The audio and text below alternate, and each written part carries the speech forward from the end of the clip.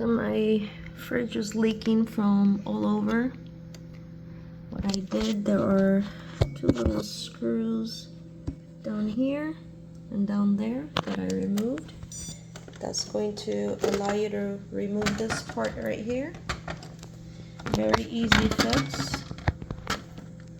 All you do is this little hose right there that feeds the water was kind of out of place. So I went ahead and snapped that back into place. All you'll do is snap this right back into place as well. Alright. And then that solved the problem easily. Okay. Stay tuned for more of handy tips from Elizabeth. Enjoy. Happy drinking.